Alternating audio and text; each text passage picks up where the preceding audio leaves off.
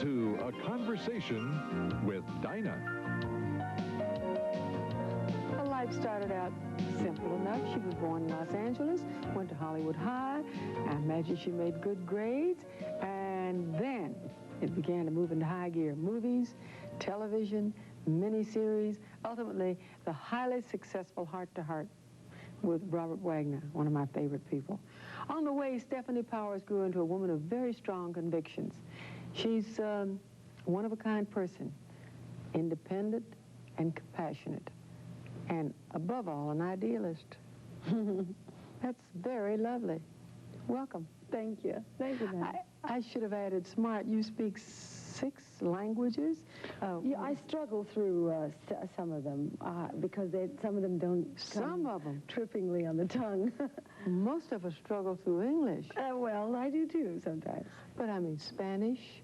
Polish is my first language. Polish is your first? Yes, I spoke it as a child, but I spoke it rather haltingly. So that means that you can speak some of the other Baltic languages? I can understand a little Ukrainian, but I don't profess to be able to speak anything. Polish I struggle with. Yeah. But I was in Poland recently. I had the great privilege of meeting Mr. Wałęsa. Oh, which was my mother was with me, so that was a big treat. What a thrill for her too. Yeah, this was big. Could you converse with him? Yes, yes. After a while, after listening to the language and being in the company of the language as well as the people, your ear becomes, it's like music. Sure. You start to get it attuned to the sounds in your mouth, and because it's a lot of sort of noises, and it's not as guttural though as some of the Germanic languages or Russian. No, I know. I had the opportunity to speak a little Russian from time to time, and that is different. Yeah. But now you speak Spanish? Spanish, Italian, French. And French, and Italian. Some Swahili. Swahili? Swahili. I don't speak proper Kiswahili, but I can get by. Get by. And some Mandarin Chinese. Mandarin Chinese? Why? How? Well, I was born with a curiosity which I have absolutely no control over. It sort of controlled me. I remember, unfortunately, my grades were not very good in school because I kept looking out the window dreaming about where I could go if I went in a straight line for as far as possible. Really? And what it would be like. Each day would be different. And in order to go anywhere, one of the key factors was that you had to communicate with people. Otherwise, you miss so much. Oh, I feel so strongly that way. Anywhere I go, whatever country it is, I really want to get as much of the language as I can so that I can talk in it or sing in it or order food in it. The key. The key. No, but I got that. That was the first thing I had to learn to do in Chinese because I was traveling very often to China in very early days. Why? Bill. It was there. Bill and I went to China together for the first time as art dealers, and it was a big, huge adventure that we had there. And that was in 1976, 7, so the end of the year. And that was very early on. Mao had died the year before, and only about 11 months before. Was it more open then? Or? No, very, very close. Well, how could Bill Holden you're referring to, one of the best people I ever knew. But you and Bill, how'd you get in? Well, it took a lot of doing because Bill and I traveled an awful lot, and he took me around on a lot of his adventures, and I had done my own adventures. One of the adventures was to go to Papua New Guinea. He and Jean-Michel Cousteau and James Michener had been asked by a developer in Australia if they would be interested in creating a sort of sanctuary on an island, both an ocean sanctuary, a tidal pool sanctuary, and a sanctuary for indigenous wildlife and bird life on an island off of the north coast of New Guinea called Wuvalu. Fantastically exotic place. The most brilliantly off New exotic. Guinea, which is North of Australia. north of Australia and way off from anywhere else. Not too easy to get to.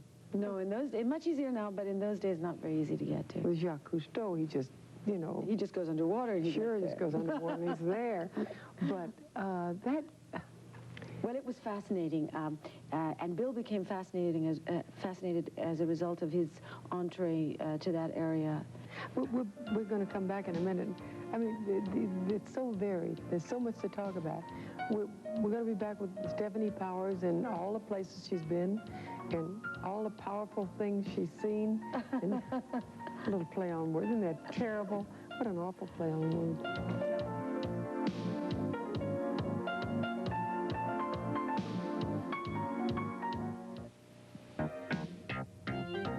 I'm talking with Stefanie Powers. Absolutely riveting. You have been all over the world. You have, I mean, and you speak the languages when you go there, so it's comfortable. Just found out how you happen to go to China, how you happen to go to Papua New Guinea. And if you could pick one place to call home, where would it be? Well, it's the place I call home right now, sort of a partial home, and that's in Kenya.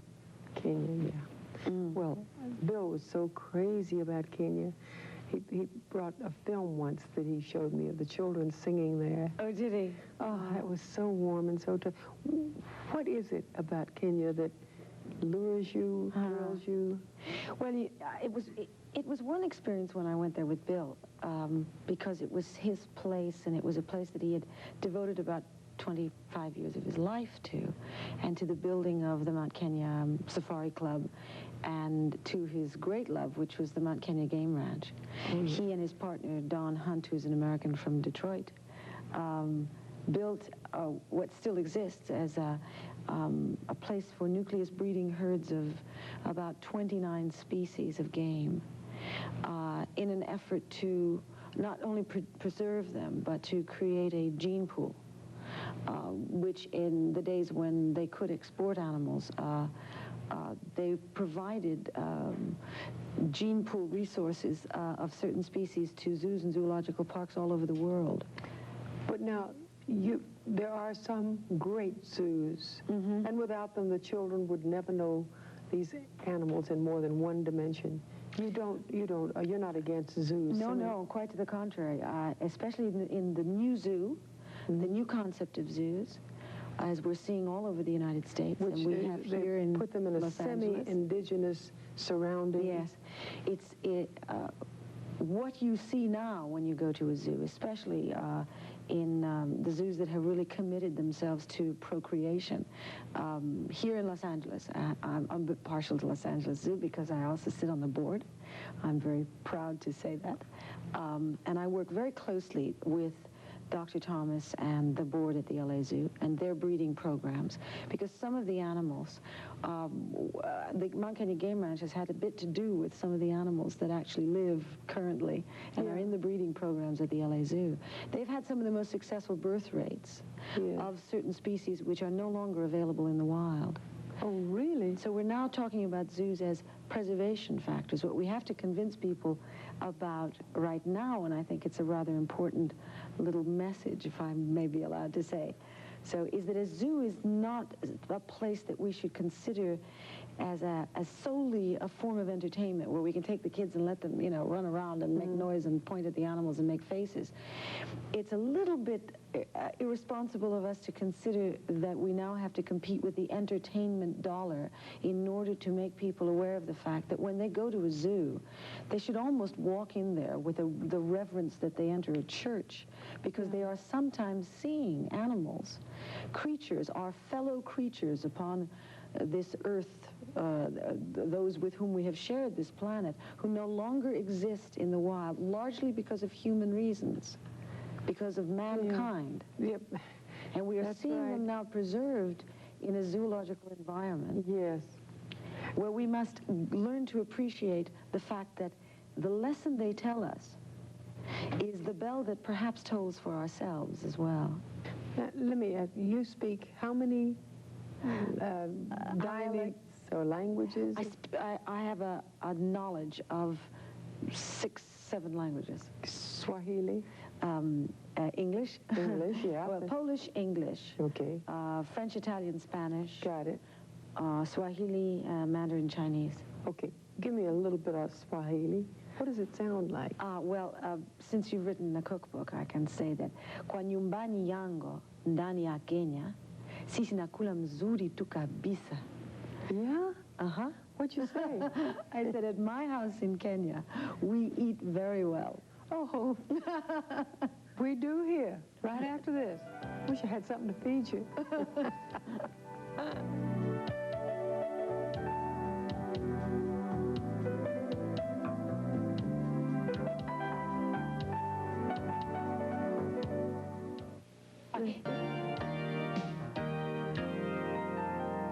We're in a fascinating conversation with Stefanie Powers. You've been described by everyone as a woman of independence. You travel all over the world alone. You don't feel that you need the companionship of another man now, do you? It would be nice. Wait a minute.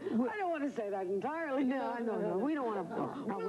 We don't want to hold me to that. preclude an interesting alliance because we said on the show. Not necessarily. You know, isn't it funny? And I'm sure you get this. Why do people always associate? They say, "Oh, well, you see, you're independent," in a pejorative way. In other words, independent is some sort of euphemism for not wanting anybody or needing anybody in a very aggressive way. You're so right. Why is that it's a mistaken I don't know why use they do of the that, word. because if we need someone, we all do. Of course we do. Wonderfully. Not desperately, but wonderfully. In the best of all possible ways, Yeah. to share something with. Sure. I travel around the world because most people I know don't want to go where I go, quite frankly. To get somebody to go that would have the same interest and not sit around the room looking for a television set would be how do you describe, how would you describe yourself? Oh, gosh, I don't know. I'm not a very interesting subject to myself. Oh, well, we don't think about it. But you are. I mean, you've done motion pictures, television, adventure, much adventure. You're a very loving and passionate person, obviously. But how would you take the total Stefanie Powers? What would you describe as her priority, her top priority? Well, you know, I think, honestly, and I hate to bring this back to what we do in Africa, but the William Holden Wildlife Foundation has really changed my life tremendously. It's not just the obvious that it was meant to carry on with the work that Bill started and some of the ideas that he had and never brought to fruition in the form of education. But it's taken on a completely different light in the world that we've all inherited. Well, it's taken on a life of its own since we are becoming more and more aware and I how think dependent we are. If we all must be involved in something which is a more important issue than we are. Yeah. Otherwise, we become so self-servicing that life is really rather shallow.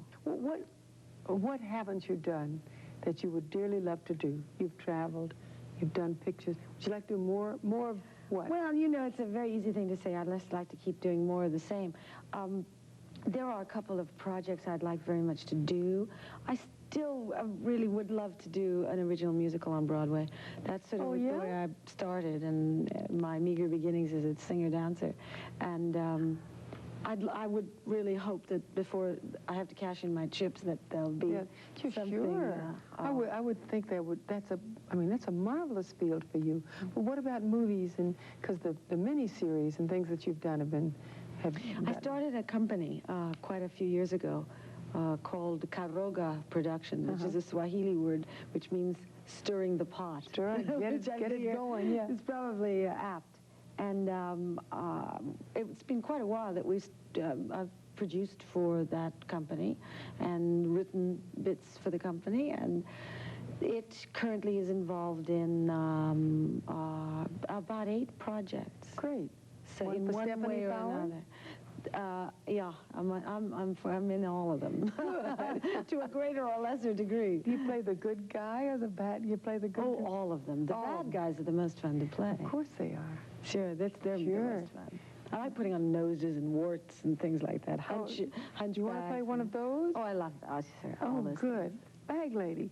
Oh, yes. Wouldn't that be good? We'll be right back with Stefanie Powers, Bag Lady. Try and picture that.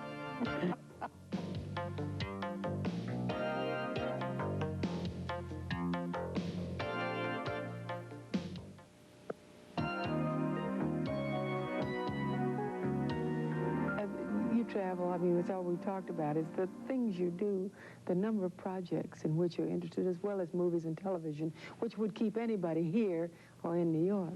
Are you restless? Sometimes, yeah. It's tough for me to sort of... I get restless when it doesn't happen as quickly as I wish for things to happen. So then I get anxious and restless and ornery and all that. What do you think's more important in your life? Reaching for the goal? No, the process. The process, yes. It's not the achievement. The achievement is terribly important, but only... if you understand that it's only the avenue to the next process. To the next process. Because, as we know, we work very hard for the achievement, for the goal, for the achievement, whatever you want to call it. Having attained it at certain intervals in our lives, we realize, and you look around and you say, well, why is it that person isn't happy? Or isn't satisfied with what they've achieved, because the achievement of itself is not what it is. No. It's the process that you involve yourself along the way to the achievement that's important. And it's constant involvement with all things, with everything around you, with the people around you. They're going to shoot me if I don't ask you about one incident in your background. What's that? Bullfighting. You got into the ring with a bull. In where? Where was this? Pamplona? Where were you with in Mexico. In Mexico. I was in Mexico. This is a long time ago, and my brother was at school in Mexico, and I met some people. I was about, I think, 15, 16 years old, and because we were involved with families of people in Mexico, I met some people who owned a bull ring. And did you do it on a dare? No, You did it just, you said, hey, I'm going to do that?